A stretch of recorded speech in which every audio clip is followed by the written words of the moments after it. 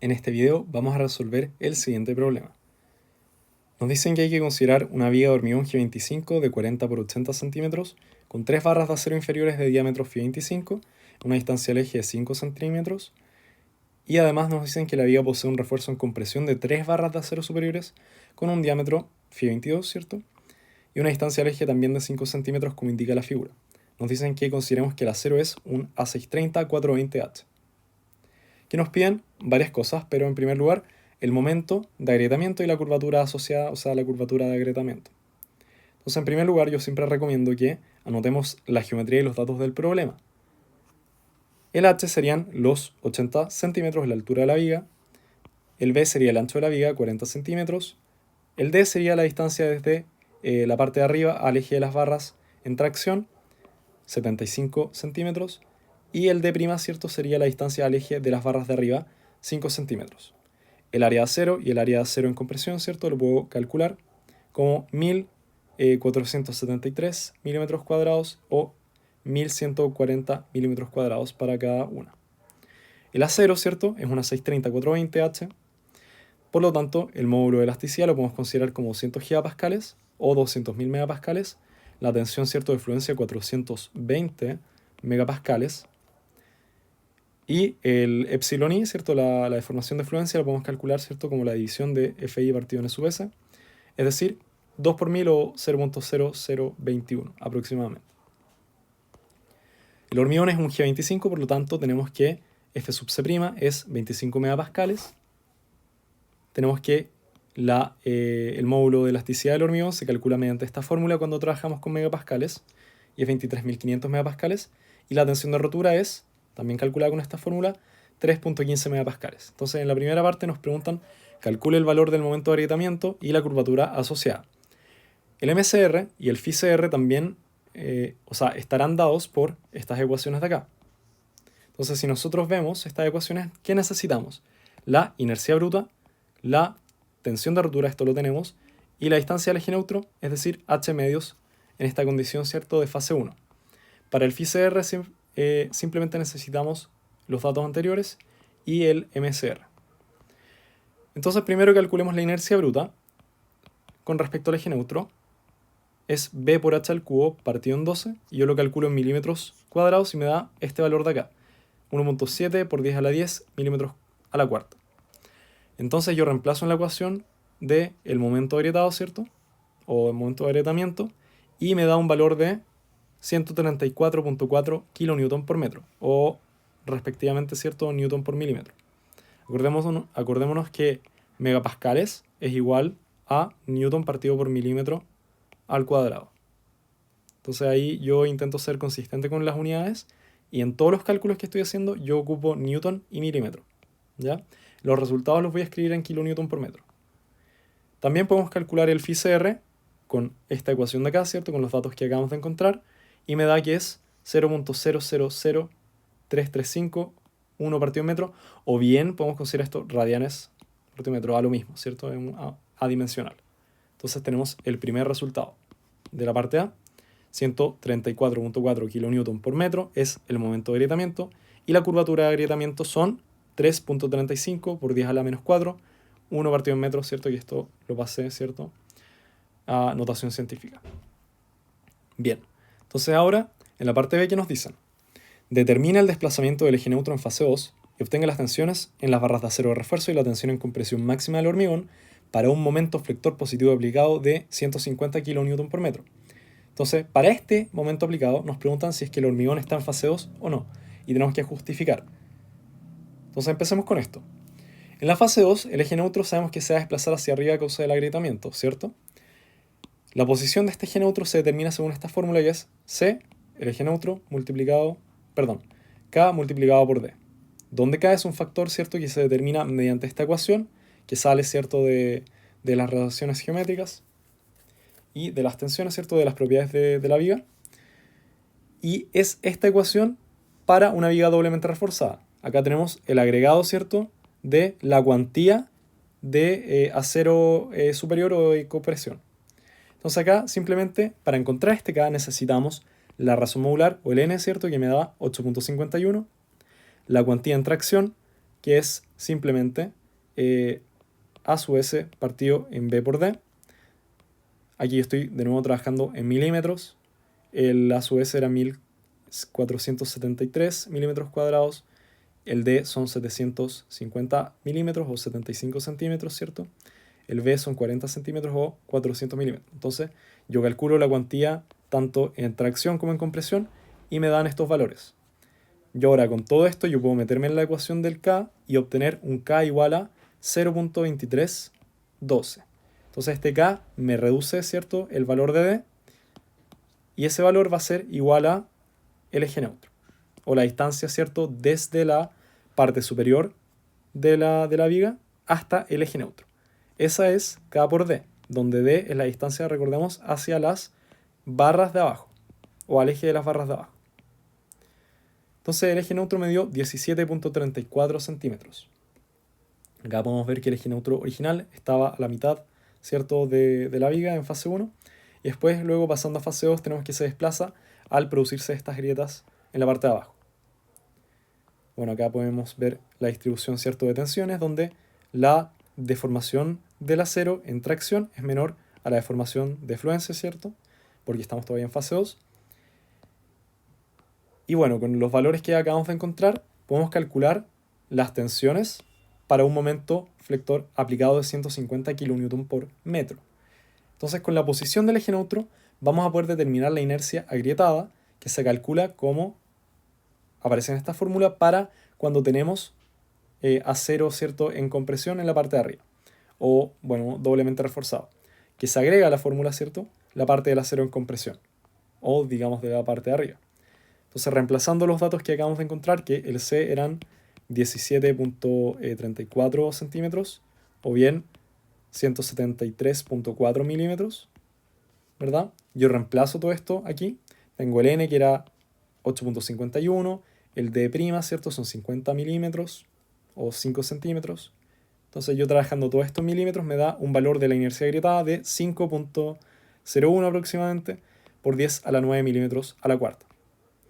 Luego, con el valor de la inercia agrietada, puedo obtener cuáles son las tensiones en fase 2, pero esto es considerando que el F sub C, la tensión en compresión, ¿cierto?, del hormigón, es menor que el 50% de la resistencia, es decir, estamos a menos de la mitad de la resistencia total, que es F sub C'. ¿Y por qué? Porque en ese caso las tensiones del hormigón en compresión se mantienen lineales. Si este valor fuera mayor, ¿cierto?, acá empieza a aparecer esa famosa parábola que hemos visto en otros ejercicios. Entonces, bueno, considerando que F sub C' es menor que el 0.5, considerando que el F sub C es menor que 0.5 veces F sub C', vamos a poder ocupar las ecuaciones, ¿cierto?, que relacionan el momento con la tensión de forma lineal. Entonces, estas son las ecuaciones que hemos visto que salen de mecánica de materiales, ¿cierto?, con el N para las tensiones de acero, porque se hizo con el método de la sección transformada, eso estaba detrás de estas ecuaciones, y para devolver las tensiones, ¿cierto?, tenemos que multiplicar por el N. Entonces, para un momento de 150 kN por metro, tenemos que las tensiones van a ser las siguientes. Acá yo simplemente reemplazo en estas ecuaciones de acá. ¿Y qué es lo que me da? Bueno, acá yo, por ejemplo, para la primera tengo F sub C igual a N por M partido en la inercia agrietada multiplicado por D menos C. Entonces el N era 8.51, el momento, ¿cierto?, aplicado es kN por metro, y acá multiplico por 1000 y por 1000 para transformar esto de kN por metro a milímetros, ¿cierto?, o newton por milímetro, para que todo converse con las mismas unidades. Y eso me da un valor de 146.9 megapascales para la tensión, ¿cierto?, del acero de la parte de abajo. Para la tensión del hormigón en compresión me da que es 5.2 megapascales. Y para la tensión, ¿cierto?, del acero en la parte superior tenemos que es 31.43 megapascales. Entonces, acá es lo que tenemos que revisar, que el acero en tracción, ¿cierto?, o la tensión del acero en tracción son 146.9 megapascales, y esto es menor que la tensión de fluencia, que son 420 megapascales. ¿Esto qué quiere decir? Que el acero en tracción no ha entrado en fluencia. Luego, la resistencia, o bueno, la tensión del hormigón en compresión es 5.2 megapascales, y esto es obviamente mayor que 3.15 megapascales, que era el momento, que era la tensión de rotura. Es decir, efectivamente estamos en fase 2 porque la tensión en el hormigón, ¿cierto?, de compresión es mayor que la que produce la primera grieta. Finalmente, el acero en compresión tenemos una tensión, ¿cierto?, de 31.43 megapascales, y eso es menor que la tensión de fluencia, por lo tanto, tenemos que nuestro valor, ¿cierto?, del acero en compresión en la parte de arriba tampoco ha entrado en fluencia. Aquí algo súper importante que podemos verificar es que 0.5 por F sub C' era 12.5, acá me faltó el megapascales, ¿cierto? Ya, ponerlo acá. El 50% de la resistencia de compresión del hormigón son 12.5 megapascales, y eso es mayor, ¿cierto?, que el valor que nos acaba de dar. Por lo tanto, podemos decir que estamos en fase 2, ya que las tensiones, ¿cierto?, de compresión del hormigón son menores que el 50% del valor de la resistencia máxima, que es F sub C', y por lo tanto, las ecuaciones que utilizamos son válidas y la relación, ¿cierto?, es lineal para las tensiones. ¿Qué nos piden en la parte C? Considerando que esta distribución lineal de tensiones, se mantiene hasta la fluencia, nos piden obtener el valor del momento de fluencia que causa que el refuerzo inferior alcance este valor de fluencia. Y también nos piden calcular la curvatura asociada. Nos piden después determinar si las barras de refuerzo de compresión alcanzan la fluencia también. Entonces recordemos una cosa súper importante, que cuando pasamos de fase 2 a fase 3, ¿qué es lo que pasa? Cuando el F sub C' supera el 50% aproximadamente de F sub C', las grietas se desplazan aún más hacia arriba, igual que el eje neutro. Entonces, aquí los esfuerzos de compresión dejan de ser lineales, lo que estaba mencionando, que ya empieza a aparecer esa parábola, y las barras de acero alcanzan la fluencia, que serían las barras de acero de abajo. ¿Ya? ¿Qué pasa con las barras de acero arriba? Bueno, este era el caso en que teníamos una viga simplemente reforzada. Las barras de acero arriba no necesariamente están en fluencia. ¿Ya? Eso es lo que vamos a poder determinar más adelante. Entonces, quedémonos con eso en principio, que acá lo que pasa es que las tensiones no son lineales, pero en este caso lo que vamos a considerar es que se van a mantener lineales. Bueno, y acá está escrito. Para efectos prácticos consideraremos una distribución lineal de tensiones hasta alcanzar la fluencia de las barras de refuerzo de abajo. Pero esta suposición tiene un porcentaje de error, porque sabemos que no van a ser lineales una vez que el F sub C supere el 50% de F sub C'. Y bueno, esto vamos a dejar propuesto que se puede calcular, ¿cierto?, de manera más exacta con la distribución de Todeskine, que es esa parábola famosa que vimos en otros ejercicios. Entonces, ¿qué hacemos?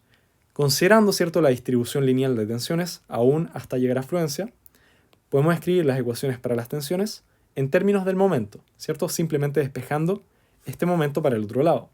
Entonces tenemos el momento, ¿cierto?, en función de la tensión del acero, el momento en función de la tensión del hormigón y el momento en función de la tensión del acero de la parte de arriba. Entonces, cuando el acero de abajo alcance la fluencia, ¿cierto?, vamos a tener que F sub S es igual a F sub I, es decir, 420 megapascales, ¿cierto? Sabemos que esa es la tensión que nos dan por enunciado, tensión de fluencia. Entonces, ¿qué hacemos? Considerando el eje neutro que habíamos encontrado anteriormente de 17.34 centímetros, podemos calcular simplemente el momento que causa la fluencia, ¿cierto? Voy a ocupar la primera ecuación y voy a considerar el momento de fluencia y vamos a considerar la tensión de fluencia para el acero. Entonces, reemplazando esos valores, voy a tener que MI es igual a FI por la inercia agrietada, partido en N, ¿cierto?, para devolver las tensiones equivalentemente al acero, porque lo que hicimos delante fue con la inercia de la sección transformada, ¿cierto?, o el método de la sección transformada. Entonces, ocupamos esta fórmula donde D es, recordemos, la distancia desde la parte superior hasta el eje de las barras de abajo, C es el eje neutro que calculamos anteriormente, y el momento que causa la fluencia me da 428.87 kN por metro. Es mucho mayor, ¿cierto?, que el que habíamos encontrado anteriormente. ¿Dónde está? No, un poquito más arriba. De los 134.4 kN por metro. O sea, el cambio es bastante grande para alcanzar la fluencia. Luego la curvatura, ¿cierto? Para la fluencia la podemos calcular de dos formas. Eso es lo que tengo acá. En el límite, ¿cierto?, de la fluencia podemos ocupar esta ecuación de acá, que va a seguir siendo válida para el estado de distribución lineal de tensiones, y podemos calcular que la curvatura, ¿cierto?, es 0.004 o radianes partido en metro. Alternativamente, y es lo que deberíamos acostumbrarnos a hacer, es calcular esta curvatura, ¿cierto?, a través de la relación de las deformaciones con simplemente tales. O bueno, acá en este caso con la aproximación de la tangente. Entonces, en la distribución de las deformaciones, el ángulo que se produce en este triangulito es el ángulo, ¿cierto?, de la curvatura. Entonces nosotros podríamos escribir que el phi sub i es igual a epsilon sub i partido en d menos c, ¿cierto? Aproximando para deformaciones pequeñas. Y eso, fíjense que me da el mismo valor para la curvatura de influencia. Entonces ahí tenemos un doble check para lo que acabamos de encontrar. Finalmente, entonces, en esta parte encontramos el valor del m sub i y el phi sub i como 428.87 kN por metro y el phi sub i 0.04 1 partido en metro, o bueno, radianes partido en metro si queremos ser más estrictos. Ahora, ¿qué es lo que hacemos? Verificar si las barras de acero superiores alcanzan la fluencia. Entonces, ¿cómo verificamos que las barras de acero superiores alcanzan la fluencia una vez que las barras de abajo alcanzan la fluencia? Lo podemos hacer mediante el E sub S', la deformación del acero, ¿cierto?, en la parte superior. Y eso lo hacemos con tales. Entonces acá tenemos que E sub S', la deformación del acero en compresión o de arriba, partido, ¿cierto?, en C menos D', que sería esta distancia de acá, C menos D', ¿cierto? Este lado es a este lado, como este lado, ¿cierto?, es a este lado. Simplemente tales. Entonces acá tenemos que este lado mide D menos C. Y acá abajo tenemos que la deformación del acero, ¿cierto?, en este caso es igual a la deformación de fluencia. Este es el caso que estamos analizando. Entonces podemos encontrar, ¿cierto?, esta expresión que nos determina el valor de sub S'. Lo calculamos, ¿cierto? El E sub i, acordémonos que era 0.0021, ¿cierto? Eso lo calculamos en la parte de arriba, en el casi cerca del enunciado. C es el valor del eje neutro, que eran 17.34 centímetros o 173.4 milímetros. El D sub prima, ¿cierto? O sea, D' eran 5 centímetros o bien 50 milímetros. Y reemplazo, ¿cierto?, todo esto y me da que el E sub S' es igual a 0.00045, que es menor que la deformación, ¿cierto?, de fluencia del 2 por 1000. Por lo tanto, las barras de compresión no están en fluencia una vez que las barras de abajo están en fluencia efectivamente. Entonces, comprobamos eso. En la parte D, ¿cierto?, ¿qué es lo que nos piden? Calcular la capacidad flexural de la viga, Mn, y la curvatura φn asociada. Entonces, nuevamente debemos determinar si las barras de acero de compresión están en la condición de fluencia. Entonces, ¿qué es lo que tenemos que considerar? Las barras de abajo alcanzaron la fluencia hace rato, ¿ya? Y el acero en compresión vamos a considerar como supuesto inicial que aún así, al alcanzar Mn, no está en fluencia. Podría pasar el caso contrario, ¿verdad? Podría pasar que en el valor de Mn, las barras de arriba alcanzan también la fluencia. Pero eso es algo que no necesariamente pasa en la vida real y no podemos, ¿cierto?, llegar y asumir. Entonces, ¿qué manera tenemos de ver esta condición? Simplemente partir de estos supuestos y verificarlos. Entonces, eso es lo que hacemos en este tipo de ejercicios, verificar los supuestos. Entonces, voy a enseñar paso por paso cómo se hace esto. En el paso 1, nosotros lo que hacemos es decir que en la fase 3, ¿cierto?, cuando alcanzamos el Mn, el eje neutro se va a desplazar aún más. hacia arriba. Entonces vamos a decir que es 8 centímetros, por ejemplo. Nos vamos a dar un C. Y tenemos que saber, ¿cierto? Lo que acabo de mencionar, que tiene que ser mayor que el C anterior. O sea, tiene que ser más arriba. Esto debería ser un más arriba. Tiene que ser, voy a ponerlo acá, más arriba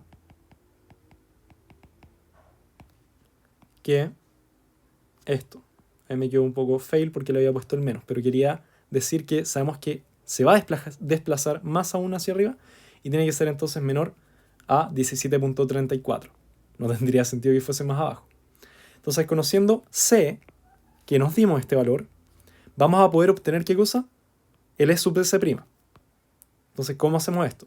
De nuevo, por tales, vamos a poder calcular con la misma expresión de antes el E sub S', la deformación del acero en compresión. Entonces, acá, ¿qué tenemos?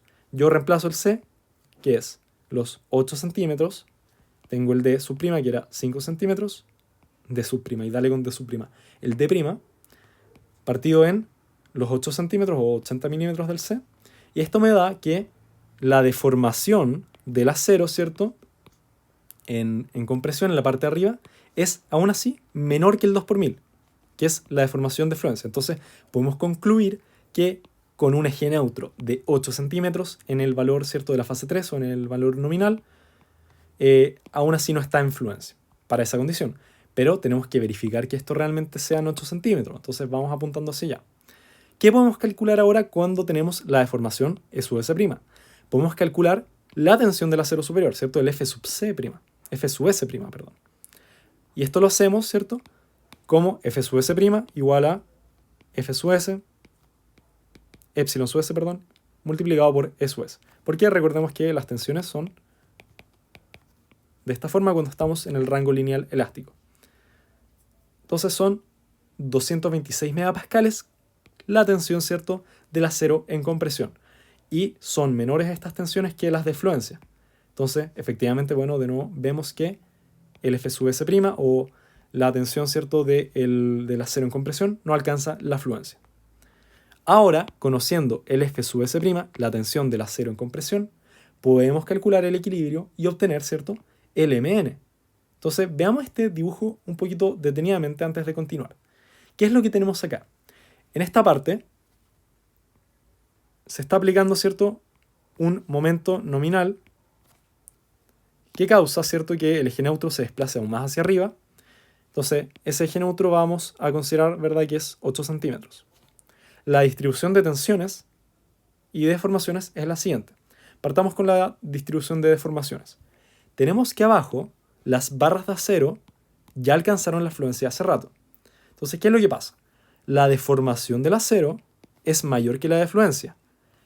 La tensión, ¿cierto?, del acero la vamos a considerar igual a la fluencia. ¿Por qué acá no va un mayor igual? Porque estamos considerando, ¿cierto?, que el acero es un material elastoplástico que una vez que alcanza, ¿cierto?, el valor de la fluencia, no es capaz de tomar más carga, sino que se sigue deformando indefinidamente. Entonces, por eso acá el E sub S puede ser mayor que el E sub I y el F sub S vamos a considerarlo igual al F sub I. ¿Ya? Espero que quede claro. Si no queda claro, por favor avísenme. En la parte de arriba, ¿qué es lo que tenemos? Que en el caso de que aplicamos un momento nominal, el valor de la compresión, ¿cierto?, de la deformación de compresión en el hormigón alcanza un valor máximo del 3 por 1000. Es decir, su valor último. ¿Qué pasa con la deformación E sub S'? Nosotros determinamos que no está en fluencia. Y bueno, ya tenemos su valor. Ahora vamos con las tensiones. En esta condición última lo que tenemos es el bloque de Whitney. Podemos hacer esa aproximación, ¿verdad? Nosotros sabemos que en la realidad, ¿qué es lo que hay acá? Hay una especie de parábola rara. Pero la aproximación del bloque de Whitney nos permite, ¿cierto?, calcular todo esto de manera más fácil cuando nosotros estamos en la condición de MN. Entonces, ¿qué es lo que tenemos con las fuerzas? Tenemos que la fuerza del hormigón en compresión se calcula como el volumen de este bloque, 0.85 por F sub S', que sería el valor de las tensiones, ¿cierto?, por V por A. Entonces, B es el ancho de la viga, ¿cierto? Si lo vemos tridimensionalmente, sería una cosa así. Sabemos que esta distancia acá es B, el alto del bloque Whitney es A, y tenemos que el ancho, ¿cierto?, de este bloque de Whitney es 0.85 por F sub S', por si no queda claro. Entonces ahí tenemos el valor de la fuerza de compresión del hormigón. La fuerza de compresión del acero, en la parte de arriba, vamos a considerar que acá están las barras, ¿cierto?, un poquito más arriba, lo consideramos como C sub S, compresión del acero, como A sub S' por F sub S', donde, fíjense, acá no estoy considerando que el acero de arriba está en fluencia. No pongo F sub I, sino que yo pongo el F sub S'. ¿Qué pasa abajo? Tenemos que la fuerza del acero en tracción es igual a T, o sea, bueno, es T, igual a F sub I por A sub S, donde F sub I, recordemos que es el valor de la tensión de fluencia para el acero. Entonces, vamos ahora con lo que tenemos que calcular, que es el equilibrio. Entonces vamos acá al paso 3 y al 4.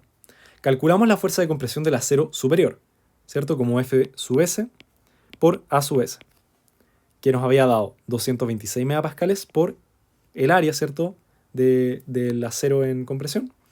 Y nos da un valor de 257.64 kilonewtons.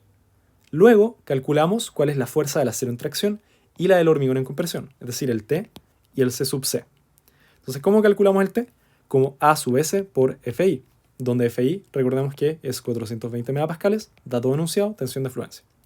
Entonces consideramos que eso es 618.66 kilonewtons. ¿Cómo calculamos el valor de C sub C? Como habíamos mencionado, como 0.85 por F sub C' por V por A. Y esto nos da un valor de 578 kilonewtons. Ahora pregunta súper importante. ¿Qué es lo que tiene que pasar en la condición de equilibrio? Bueno, lo tengo acá, un poquito más abajo. Aquí tengo el resumen, ¿cierto?, de las fuerzas. ¿Qué es lo que tiene que pasar en la condición de equilibrio? Las fuerzas de compresión tienen que ser iguales a las fuerzas de tracción. Ese es el supuesto que estamos considerando en todo este curso. Si no, nada tendría sentido, ¿cierto? Entonces acá podemos comprobar el equilibrio, el paso 5, y vamos a ver si es que efectivamente las fuerzas de tracción son iguales a las fuerzas de compresión. Yo sumo las fuerzas de compresión, ¿cierto?, como 257.64 para la fuerza del hormigón, y 578 para la fuerza... esto está dado vuelta, ¿cierto? Debería ser así. Ahí sí. De nuevo, 578 kilonewtons para la fuerza de compresión del hormigón y 257.64 kilonewtons para la fuerza en compresión del acero. Esto me da un valor de 835.64 kilonewton, que no es igual a la fuerza de tracción. ¿Qué es lo que tenemos acá? Que no hay un verdadero equilibrio cuando nosotros asumimos un C igual a 8 centímetros. Eso quiere decir que C no son 8 centímetros, sino que va a ser otro valor distinto. ¿Cómo encontramos el valor de C ahora? Vamos a forzar el equilibrio, forzando que las fuerzas de tracción sean C sub S más C sub C, iterativamente. Entonces, ¿qué es lo que está pasando acá? Así como big picture, aquí voy a improvisar un poco. Lo que pasa es que en la fuerza de tracción, que son 618.66 kilonewtons, tenemos ese valor, 618.66. ¿Y qué es lo que pasa en estas fuerzas de acá? Aquí, en las ecuaciones, tenemos metido el C, que va a ser un poquito difícil despejarlo para la condición de equilibrio. Entonces, la manera más fácil de hacer esto es iterar para encontrar el C que cumpla el equilibrio. Entonces, voy a hacerlo en Excel para mostrarles paso a paso cómo se hace, porque tenemos que aprovechar estas herramientas que nos ayudan a hacer las cosas mucho más fácil. Bien, entonces acá tengo mi planillita en Excel. ¿Qué es lo que va a pasar acá? Ahí está el mouse. ¿Qué es lo que tengo acá? Tengo datos de entrada. Son propiedades que yo sé a priori. Yo sé cuál es el valor del ancho, ¿cierto? Aquí hay una cosa que no se me olvidó explicar, que es que el beta sub 1, ¿cierto?, es 0.85 para un F sub C' de 25 megapascales, ¿cierto? Esto lo tenemos como valores de tabla. Les hago recuerdo de que este beta sub 1 no es el mismo beta sub 1 de la curva de Tobesquini que vimos en otro ejercicio. Este valor de beta sub 1 que está asociado al bloque de Whitney es 0.85 para el valor de F sub C' de 25 megapascales. Entonces, bien, vamos ahora con, de nuevo, la planita en Excel, que la tengo acá. El beta sub 1, como acabo de mencionar, es 0.85. El ancho es, bueno, acá yo voy a poner en primer lugar la posición del eje neutro, que son 80 milímetros. Voy a trabajar todo milímetros, ¿ya? Este era el valor, ¿cierto?, de 8 centímetros que nosotros habíamos asumido en un principio. 8 centímetros, está todo en mayúscula, no sé por qué. El ancho eran 40 centímetros o 400 milímetros. El eje de la barra superior se ubicaba a 50, ¿cierto?, milímetros o 5 centímetros. El eje de la barra inferior se ubicaba a 750 milímetros. El área de acero superior eran 1140 milímetros cuadrados. El área de acero inferior eran 1473 milímetros cuadrados. La afluencia del acero, ¿cierto?, lo definimos como 420 megapascales. La elasticidad del acero eran 200.000, 3 megapascales. La resistencia del hormigón, ¿cierto?, habíamos dicho que son 25 megapascales. Y la deformación última del hormigón la consideramos en el 3 por 1000. Entonces, vemos que todos estos datos yo los ingresé sin hacer ningún cálculo. Son datos de entrada. Aquí mi posición del eje neutro también es un dato de entrada, pero yo lo pongo aparte porque es el que tenemos que iterar. ¿Qué es lo que tengo a la derecha? Tengo valores variables calculables. Por ejemplo, el f sub c' o el e sub s', que lo podemos calcular de forma más directa, ¿cierto? Lo calculamos según el triángulo y mediante tales. Entonces, e sub s' es igual a e sub u, o sea, la deformación del 3 por 1000, ¿cierto? Multiplicado por ¿qué cosa? Por c menos d, como podemos ver ahí en ese dibujo. C menos d', ¿verdad? Partido en c. Todo esto partido en c, de nuevo. Entonces ahí tengo el valor que me había dado. Acá está 11.25, en delante yo lo aproximé a 11.3, ¿cierto? Ahora, ¿qué podemos calcular? El f sub s'. Yo lo calculo entonces como el valor de e sub s' multiplicado por el valor de e sub s, que es, o el módulo de elasticidad. Yo digo todo el rato e sub s, pero me refiero a epsilon sub s, ¿ya? Ahí entonces me da 225. Recordemos que en el ejercicio yo aproximé esto y me dio 226, ¿ya? Acá 225 lo mismo que 226 aproximadamente, porque yo aproximé acá el 0,001113, ¿cierto? Ahí me da 226. El E sub S entonces yo lo calculo mediante también la relación de tales. El E sub S, epsilon sub S, es la deformación del acero inferior, ¿ya? Que va a ser mayor que el 2 por 1000. Nosotros, o mayor o igual que el 2 por 1000. Nosotros eso es lo que estamos asumiendo. Que el acero ya alcanzó la afluencia y puede que su deformación sea mayor. Entonces, esto es igual a L sub u multiplicado por D menos C, por D menos C, partido todo en C de nuevo. Partido en C, ¿verdad? Debería estar bueno. Entonces vemos efectivamente que es mayor que el 2 por 1000. Ahora, la altura del bloque de Whitney la definimos como A, ¿cierto? Y esa está dada por beta 1 por C. Eso es una fórmula que tenemos que conocer. La altura del bloque de Whitney es beta 1 por C. 68 milímetros. O bueno, 6,8 centímetros. Ahora, entonces encontramos que ya terminamos esa tabla de valores variables calculables. Y también acá tenemos valores variables calculables, pero relacionados al equilibrio de fuerzas. ¿Cierto? Entonces acá, ¿qué es lo que tenemos? La fuerza de tracción del acero lo calculamos como T es igual a FI por A sub S, FI por A sub S, ¿cierto? Ahí nos da el 618,6 que habíamos encontrado. La fuerza en compresión del acero es, no está acá, A sub S' por F sub S', A sub S', aquí, por F sub S', me da ese valor. Y tenemos que la fuerza en compresión, ¿cierto? Es 0.85 multiplicado por F sub C', que serían los 25 megapascales, multiplicado por B por A. B siendo el ancho y A, ¿cierto? El alto del bloque de Whitney. Entonces yo calculo todo eso y me da 578 kilonewton.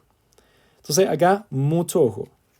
Yo ocupé todo en newton y milímetro. ¿Ya? Todo tiene que conversar con las unidades. ¿Qué es lo que hacemos acá? Nosotros vemos que si nosotros sumamos estos dos valores, no nos va a dar igual que el valor de acá, de la fuerza de tracción. Nosotros sabemos que las fuerzas de tracción tienen que ser iguales a las fuerzas de compresión. Entonces, vamos a despejar, ¿cierto? Al otro lado de la ecuación y vamos a definir eso como nuestra función objetivo. ¿Qué quiero decir? Que T, ¿cierto? La fuerza de tracción menos, pasando al otro lado al igual, la fuerza de compresión del acero superior menos la fuerza de compresión del hormigón debería ser igual a 0 en caso de que estemos en equilibrio. Pero vemos que hay un error súper grande, ¿ya? Esto también está en unidades de Newton. Pues bueno, si es que lo consideramos como pasándolo al otro lado. Pero hay un error, ¿cierto?, de toda esta cantidad. ¿Qué es lo que hacemos ahora? Nosotros sabemos que al variar el eje neutro, por ejemplo, pongámosle 90, va a ir variando todo esto, ¿ya? Entonces, por ejemplo, 60. Vamos achicando. Vamos achicando a 50. Vamos achicando a 45. Vamos achicando a 44.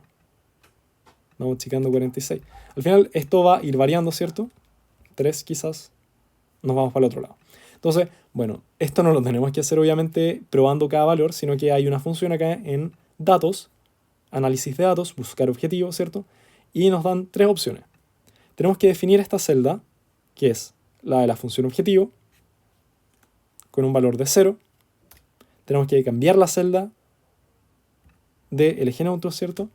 Y le damos a aceptar. Entonces, cambiando el valor de C, nosotros obtenemos que la función objetivo debería ser 0 o, equivalentemente, que las fuerzas de compresión sean iguales a las de tracción. Entonces, le damos a aceptar. Va a iterar, ¿cierto? Y va a encontrar, ¿cierto?, la distancia del eje neutro. Entonces, vemos una cosa súper importante. Para un valor de 64,4 o bien 6,44 centímetros, ¿cierto? Esa es la posición del eje neutro verdadera. Vamos a ahí marcarlo en naranjito, ¿cierto? Vamos a ponerle bold. Este es el valor de C verdadero. Para este valor, nosotros tenemos que las fuerzas de tracción son iguales a las fuerzas de compresión.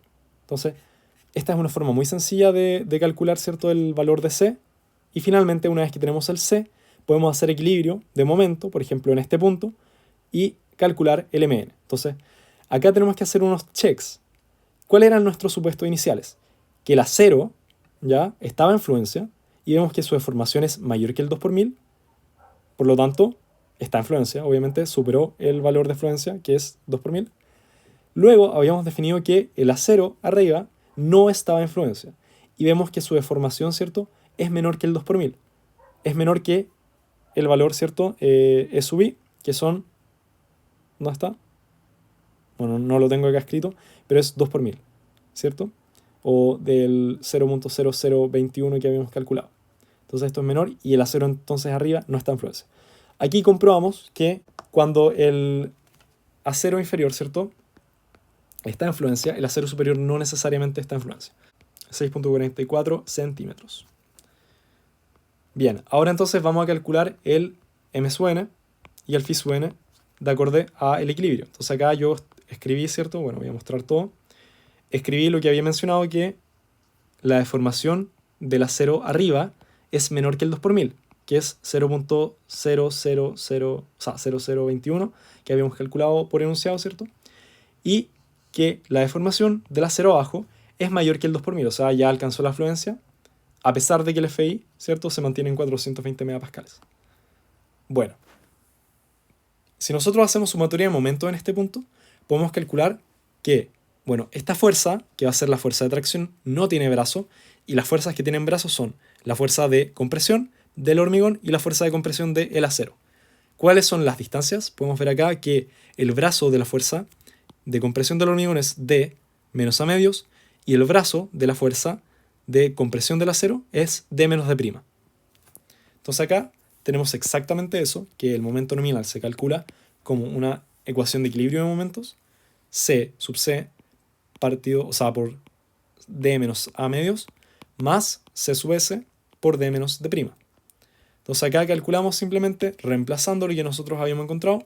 Fíjense que acá yo escribí todo en metros y kilonewton para que me dé el resultado directamente. Y fíjense que me da 436.53 kilonewton por metro. Y yo puedo calcular, ¿cierto?, el phi sub n como, de nuevo, la relación de los triángulos. Podemos irnos de nuevo al dibujito acá. El ángulo que se genera acá, ¿cierto?, es la curvatura. Entonces sería E sub c u, o sea, el 3 por 1000, partido por c. Es lo que tengo acá. Y me da que la curvatura, ¿cierto?, es 0.04661 partido en metro. Finalmente, entonces, yo compruebo y obtengo, ¿cierto?, los supuestos. Compruebo los supuestos y obtengo el valor de el mn y el phi sub n. ¿Es exacto este valor? La verdad es que no, porque nosotros hicimos la suposición de que el eje neutro, ¿cierto? Bueno, en teoría, este valor debería ser más o menos